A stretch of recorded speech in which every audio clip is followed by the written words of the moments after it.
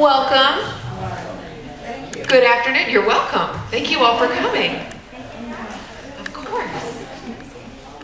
I see you all are enjoying our refreshments and our food. That'll be available also afterwards if you feel like hanging around and spending some more time with us and our contributors. Please feel free to do so, especially if it's raining. So you can hang out here with us. We'll be here till 5. I hope you all signed the guest book on your way in. If you didn't, please do so before you leave. We're keeping that as kind of a keepsake each year. And we hope you picked up your copies of Rebus also on the table there as you came in. So welcome to all of you. This is our 5th Rebus Launch, and I'm very happy to see you all here. And we're going to get started here in a bit, but I'd like to introduce our interim dean of the College of Arts and Sciences, Dr. Heather Parker. Hello everyone, welcome. I hope you enjoyed the food. I'm happy to have you all here today. I just wanted to say, first of all, thank you to the Faculty Council who served last academic year. And if they're here, I'd like you to stand up. And they did so much work on this issue. This really is a labor of love for the Faculty Council. And they worked very hard. These are refereed works. Pay attention, they send back for edits. It's a lot of work. So I want everyone to stand up who is formally on the Faculty Council. Mark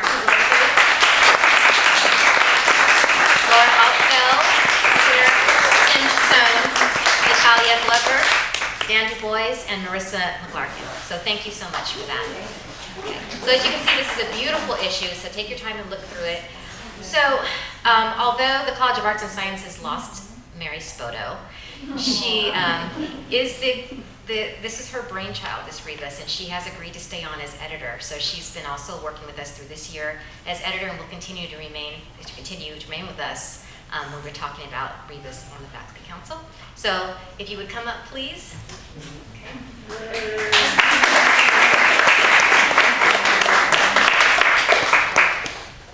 Thank you, Heather.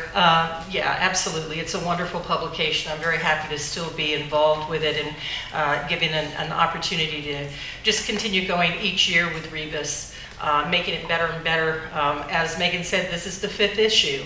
And when we first started it, it was specifically a vehicle to get the word out about the versatility of thinking, the different approaches the liberal arts and sciences takes to a theme.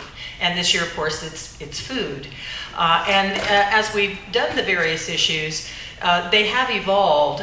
First, the only contributors that were sort of eligible to submit were faculty in arts and sciences. And in these last couple of issues, we've opened it up a little more, and so that we have taken submissions from faculty across the university and now outside of the university. So we have writers and artists that are either invited to be a part of Rebus or that submit to us as well. So what I think I'm really excited about in the evolution of the magazine is that now it is bigger, it's going to reach more readers, and we're going to have even a broader perspective on our themes from a lot of different writers and artists. So that's a wonderful thing.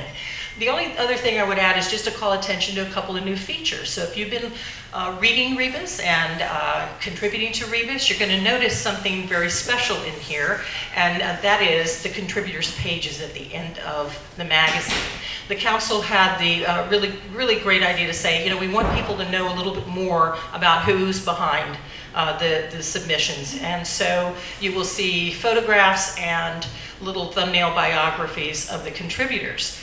The other thing that I call your attention to in the back of the contributors page is that we feature 2 people now. The first one on the left-hand side you see is the cover artist. Rebus, remember, is the place where words and images meet. And so we always have a large magazine so that you can really enjoy the visual images as much as you do the written word. And we always pride ourselves on really outstanding covers. And this year, this beautiful artwork called Slow Food for Thought graces the cover of Rebus. It is used by permission of the artist. His name is Yi Win. You'll see his bio in the back. We actually had another work of his in Rebus in the Time issue a couple of years ago. So if you remember the floating man with the balloons, right, that were clocks, same artist. So this one just seemed perfect for us to introduce the magazine.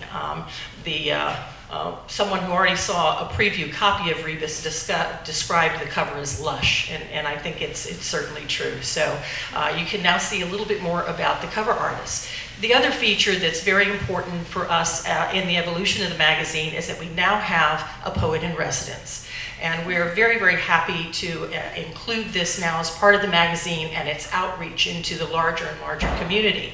We couldn't think of nobody else to fill this role than our own creative writing faculty member and poet, Gianna Russo. So you will see something in the magazine with Gianna, and you'll hear from her in just a few minutes.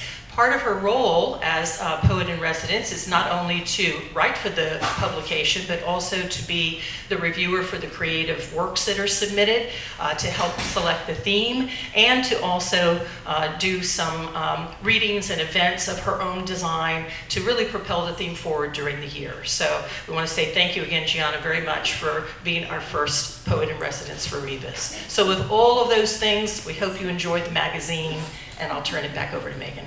Thank you.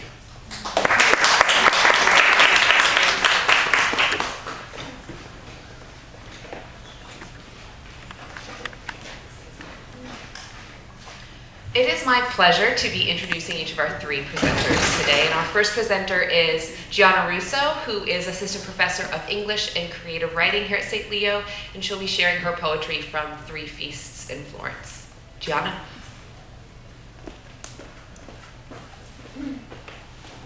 Hi, everybody. Nice to see you.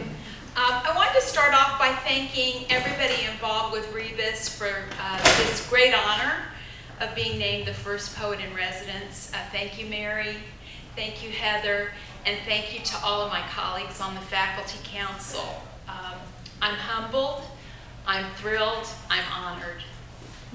I also want to thank Megan for putting together such a beautiful reception as she always does. You're the best. So our theme is food, and I think that was great for me because I consider myself a walking ambassador for great food. And what I have for you today is a little three-part poem. I think that the three parts of this poem are emblematic of the saying, the only trouble with eating Italian food is 3 days later you're hungry again. So the poems are set in Florence, and most of you, or some of you may know that Florence is one of the great food destinations of the world. So there are a couple of little Italian words sprinkled through here. You'll get them from the context, but in the third part, there are two phrases, and I want to make sure everybody knows what they are. One of them is buona fortuna, which is good luck or good fortune, and the other is dolce vita, sweet life. Three feasts in Florence. 1, caffè vinaio, antipasto. The evening sun roasts the stone streets of Florence. Shoved up onto a curb, the cafe sweats under 2 weak fans and the fire of the kitchen. But when the signorina beckons, we step to the cool display case as she touches the rim of dish after dish. We don't pronounce vegetariano, she doesn't practice her English, but white platters sing out our choices. Artichokes offering up buttery hearts, baby onions, the honey cipollina, tomato cups plump with basil and bread, thick pungent wedges of Asiago cheese, sun-dried tomatoes and spicy bean salad, garlic roasted with glossy green beans, savory red peppers gleaming with oil, escarole piled in a dark tangy heap, and black and green olives glowing with oil, and charred eggplant slices glistening with oil, fennel and lemon and balsamic vinegar and olive oil. My dad told me that when he was a baby, that's what my grandmother used on him instead of Johnson's baby oil, olive oil. 2, ristorante Beccofino, first plates.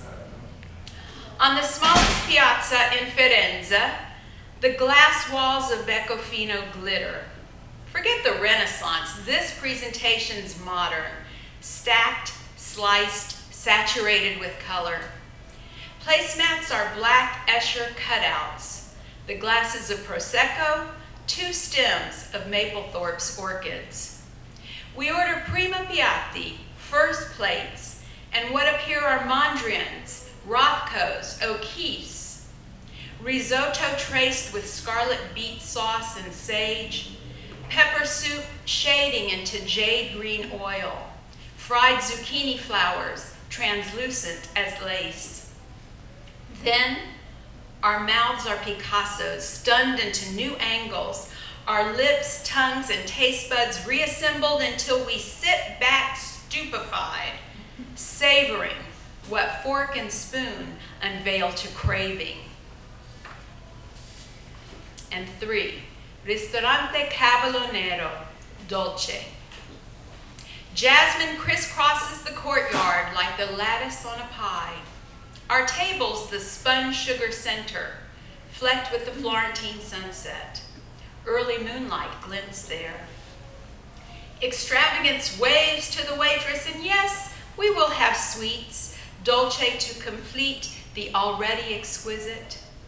She presents the homemade specialties, glasses of Ruby Vinsanto, wine of the saints, and Cantucci, flour, sugar, almonds, and eggs baked into golden fingers to tell our buona fortuna.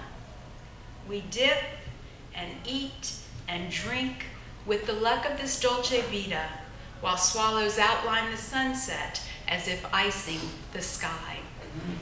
Thank you.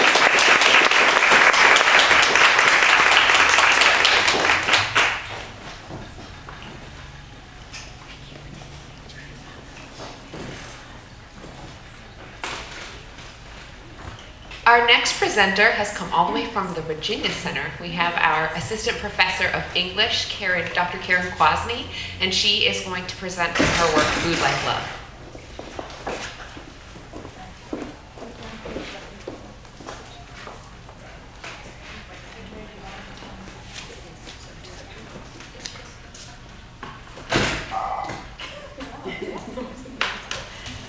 Thank you for having me here. I'm so honored to be here. I don't know how many of you have spent much time at the centers, and when you're at the centers, there's not much opportunity for scholars to be in the room together, and so this is a real occasion for me, and I'm very grateful and very happy to be here with you. It's funny, I was thinking on my way over here in the car from the hotel, because I literally got here, took a shower, came here, that you learn something new every day, despite what my 16-year-old says, because he thinks he knows everything. And I learned that you never bring a dress that you have to zipper yourself without your husband. It's tough, because it took me 10 minutes, and I'm going to be late now because of this dress. When I was asked, when Mary invited me to do this presentation, and I was thinking about the framework for the presentation, the first thing that crossed my mind, and I'm using a pointer, and I am going to read from some note cards because I don't want to forget anything that's important to me to have in this framework. But the first thing that came to mind is the Beardsley Family Cookbook. Most of the recipes in this cookbook came out when I started in earnest my PhD in about 1992. Most of the recipes in this cookbook are from my family. However, you will find that some of them bear an uncanny, no pun intended, resemblance to Campbell's soup, condensed soup recipes on the back. I can tell you for certain that my broccoli souffle, that my aunt's chicken bake, that my cousin's vegetable bake, all are mushroom cream, something like that, condensed soup on the back of the can. When I told my cousins, my aunts, my mother, that I was doing this presentation, or I told them in a text because that's the way we communicate now, we're all over the world, they all text me back and had something to say about the recipe book, because the recipe book is our food lore. It defines us in many ways. There's not a recipe in the book that doesn't have a story that goes along with it. And so in 1992, when the recipe book came out, that is when my PhD work really took shape. You'll note that I put a quote up there from my cousin Lois who says, "Mine gets more use than Betty Crocker and is full of sticky notes. So is mine." The book that I showed you in the other picture is mine, and it's ripped along the edges, and it has sticky bun gook all over it because we take it out almost every Sunday. My aunt, this is her oven that you see, and I don't know that you can see it, but the little teeny note on the side says, "Do not disturb." She wrote to me, she lives here in Sarasota, and she said, "You're coming down? Can I see you?" And I said, "Sure," but she's busy. She had someone coming in from out of town from Penn State. She said, "It's so funny you mentioned the cookbook. It's on my kitchen shelf, and I use it several times a year, despite the do not disturb sign on my oven."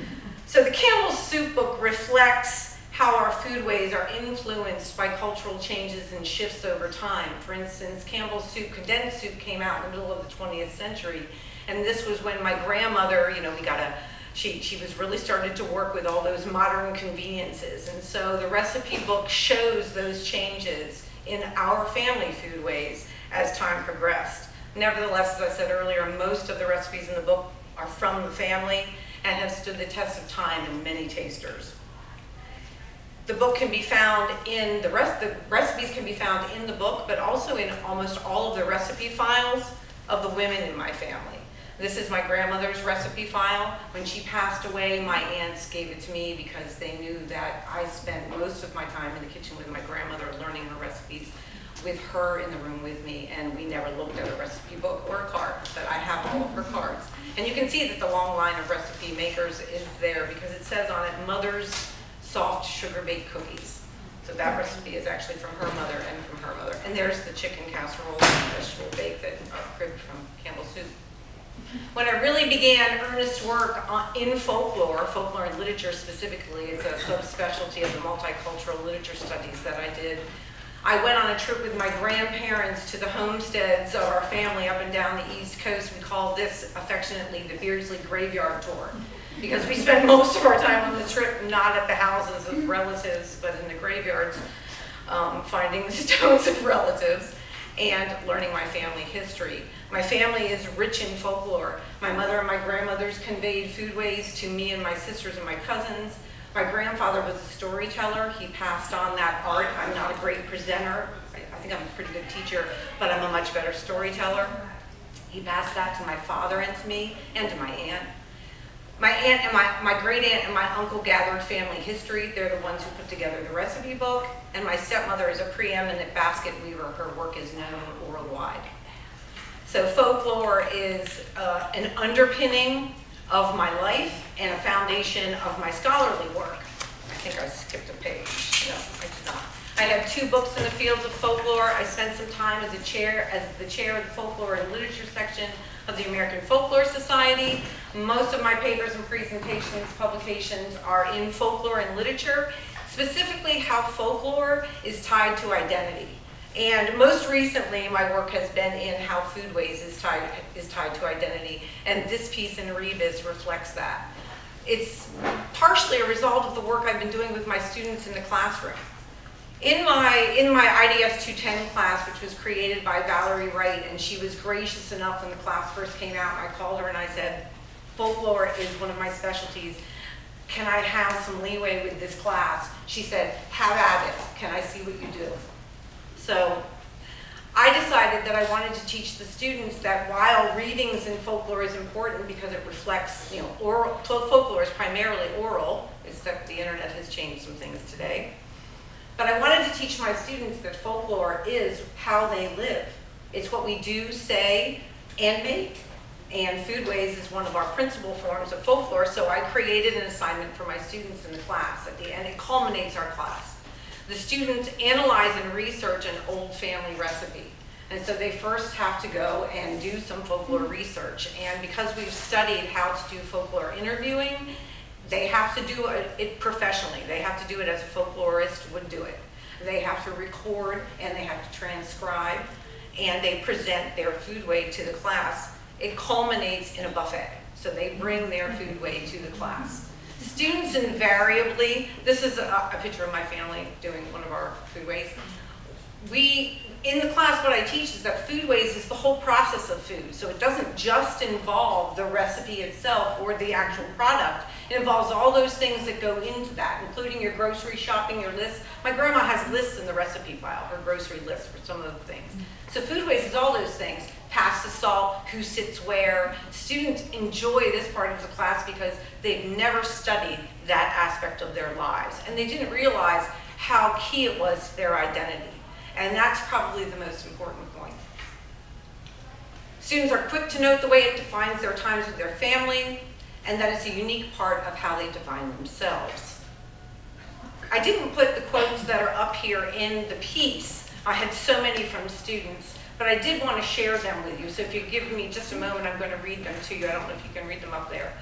One of the students that was most moved by this experience wrote, "This recipe is not written on an index card, nor can you find it in a recipe book. My mother goes strictly from memory. Her mother and grandmother made this dish when she was a little girl. I have also made this dish on numerous occasions, never stopping to write down the recipe, but always calling my mother for it. I will never write it down, for it would deny my mother that need to feel needed, especially for something as folkloric as this dish. During my childhood, my mother and grandmother dominated the kitchen. My mother shares stories of my grandmother while making this dish, and she shares the same warmth each time that I call for the recipe. This dish brings so much unity." Rona wrote me just the other day and said, "I wish I could take another class in folklore." And I said, "Well, I do too, because what she brought for us to eat was pretty awesome."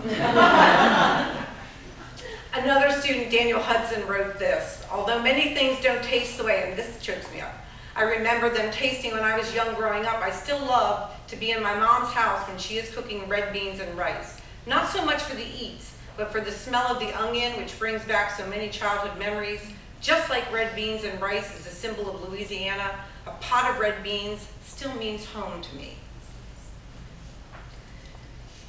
The work that I do with my students invariably is the favorite part of the class for them. Not just because they bring food in, but because they learn how intrinsic it is to their sense of self, their sense of community, their cultural foundations, and their family. They're allowed to define family in any way that works for them. And so we get a great deal of discussion about what that means and how their food ways define their sense of family.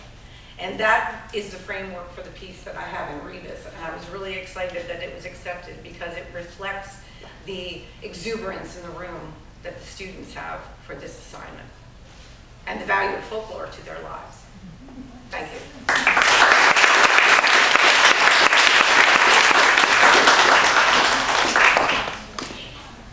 Thank you, Karen.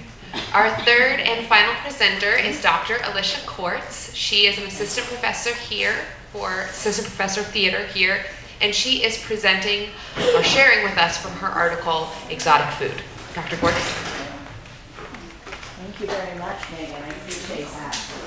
My apologies for being a little late. I have a class in prop making happening at the theater right now. We have a small paper cut issue. Hopefully the theater won't blow up while I'm gone. So that kind of thing is a thing. So today what I want to talk about is some of my research that I do, which is about virtual spaces. I'm very interested in the way people perform in the virtual world. I'm also interested in the way that the virtual world puts boundaries around those performances. Sometimes without us knowing, sometimes with written rules. But regardless, most of the time we don't perform online just however we wish. There are rules. So before I get into how that works with Pinterest and food, I need to talk a little theories. Everybody strap in. This will be gentle, I promise. So there's two things that I specifically reference. One is, of course, the idea of habitus, which was made famous by Pierre Bourdieu in the 1980s. And that idea is about the unwritten rules of performance. So these are the sorts of things that your parents teach you when you're little. And it's the sort of thing that if you do, you get a little bit of punishment for it, just to make sure that you stay in the boundaries. This is something like, you don't pick your nose in public. We don't have that written on our walls, right? It's not written. But if you pick your nose in public, somebody's probably going to jab you, right? Same as Evelyn nodding her head, right? So, if you do, somebody's going to jab you, go, right? So that's habitus, and that's the kind of thing that binds us into a specific kind of performance in a specific culture. Those things also exist online. We're going to think about that with Pinterest. The other idea is Brian Masumi's more recent notion of the positional grid. And what that means is, when you first walk into an open and empty space, there is a position of power. So, in our world, white, male, cisgender, that's the position of power. Everything else on the grid is defined in relationship to the position of power. So when you walk into a new online world, brand new, Wild West frontier, immediately a positional grid begins to form itself. And so when you walk into one of these spaces, there are rules of engagement so that you can start to gain the power position on the positional grid. So let's think about this for a very specific spot. How many of you are Pinterest users? Yes, there we go. Well, I promise not to ruin it for you. Just give you a different way of thinking about it. So on Pinterest, as you know, if you search for something like recipes, you will get an endless scroll of amazing recipes. All this food will come just magically before your eyes. This is one of the fastest growing social media platforms out there. It grew by 111% last year. Millions and millions of pins are out there. Yeah? But we have to think about what that means for performance. When you go on, for those of you who aren't on Pinterest, you see a lot of images. When you click on those images, they take you to blogs, they take you to food posts, they take you to all different ways of exploring the world of food. Not just food, but crafts as well. But recipes are pretty high up there on Pinterest. So when you do that, then you get to explore food. It seems pretty innocuous, right? What a great thing. I love it. It's like trading cards. Won't that be fun? I'd love to do this. But the thing about Pinterest is that it draws you in and makes you think it's fun to explore the world of food. But yet we live in a world where food waste and the idea of food deserts and food shortages and things of this nature are important and becoming more and more important with climate change and other things that are happening in our world. So really, what happens is this becomes a performance of excess. We have endless pins, constantly scrolling. Look what you're getting. Isn't it fun? And it's tempting. So when we think about Pinterest specifically, there are rules, and there is a positional grid. This is the positional grid PowerPoint. This has been, when I did my research, this was my favorite because I came across an article that said, this is the perfect Pinterest picture, according to science. Yeah, it's according to science. It actually is. So this particular picture is from Paula Deen. It is her Aunt Peggy's cucumber salad recipe. Whoop-de-doo.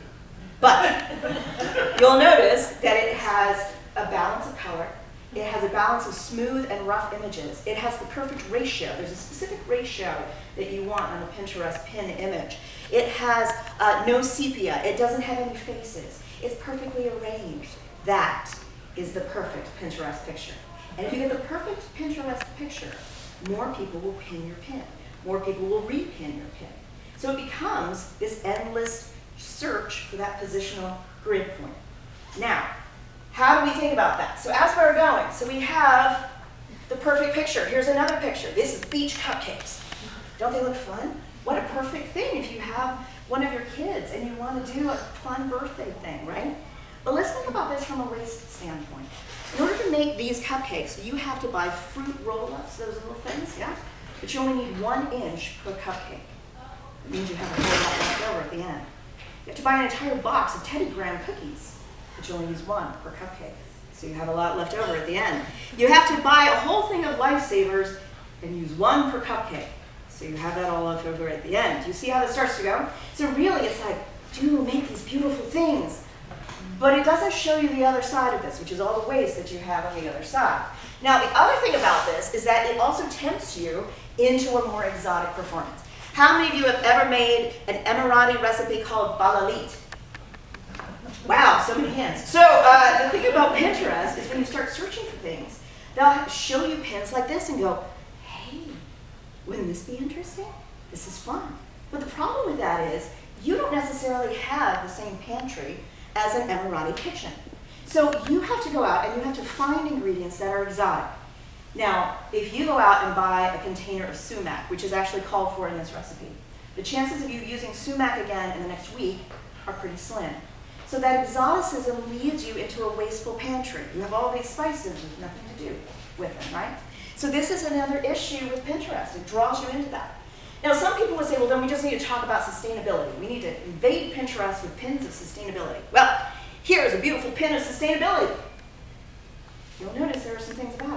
seem pretty familiar. It's a beautifully composed photograph, isn't it?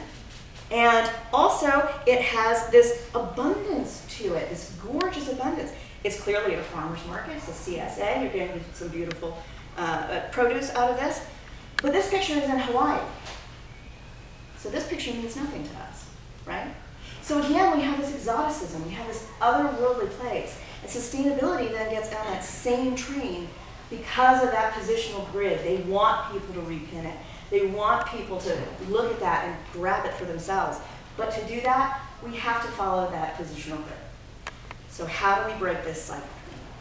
I would suggest that the one way we do this is with the glorious world of the Pinterest fail. So this is a gorgeous watermelon cake. To make this, you got to buy a whole watermelon and cut it into a shape of a cake. That right there would stop me in my tracks. But for those who would be like, oh my gosh, this is the most amazing thing. Look at all these exotic fruits that would be on it. Gosh, how much fun this would be to bring to a department meeting and slice up. You know, it's welcome, right? Look great. But when you actually make it, as this Pinterest points out, it's going to look like that. Now you won't laugh. And the reason you laugh is because when you define a point in opposition to a positional grid point, it causes a moment of, oh, that's not right. That doesn't work. That's not the way Pinterest is supposed to be. You're right. It's not. And when we position it that way, we actually have to think, why am I laughing? I'm laughing because if I made a watermelon cake, I'd make that watermelon cake on the right, correct, and not the one on the left. So one of the other beautiful things about this is that there are people out there who perform Pinterest fails. This is one of my favorite. Her name is Sonia. She is known as the pin tester. She will tell you the truth. And the thing about this is that she tells you every step of the process that she takes to define herself in opposition to the grid. So this is a recipe that she wanted to make from a pin. You'll notice these are the original Pinterest pin. It's from a site called Parsley, Sage, and Thyme. Gorgeous. Look at that cabbage. So green, so beautiful. Who wouldn't want to eat these stuffed cabbage rolls? They're all even. Look at them. Perfect. Perfect.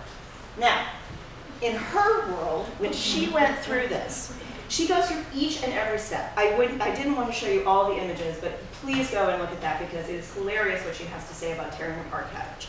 It does not come off cleanly. But in this particular picture, she's making the sauce. And she very clearly says, you can see it went all over my oven. Great, more for me to clean up. You see how that works? It's performing in opposition to the idea that a Pinterest pin magically creates itself out of everything and then ends up with a beautiful product at the end. That's her end product. And you'll notice a little burn on the edges, doesn't quite make the grade, all that sort of thing. And she also described it as negative gross. So there's that. So the whole idea behind this is that what we are trying to do here is we are trying to give an idea to people that food is not something that we just waste. That you can collect the trading cards, and that's awesome. But let's think about it just a little bit more. Our core value is responsible stewardship. And if we're going out and buying an entire container of sumac and letting it sit on our shelves, what does that mean for us? So when you're pinning stuff on Pinterest, don't shy away from that. Just think a little bit about how sustainability works in with your pins. Thank you very much.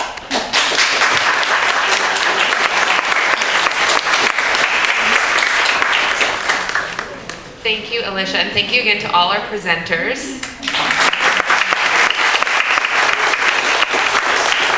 Thank you all for coming out this afternoon. We hope you'll stay with us, and in the effort to be responsible stewards and not waste food, there is food in the back room, but we don't want it to go to waste, so please stay. There's sushi back there, there's caviar, deviled eggs, so please hang out with us.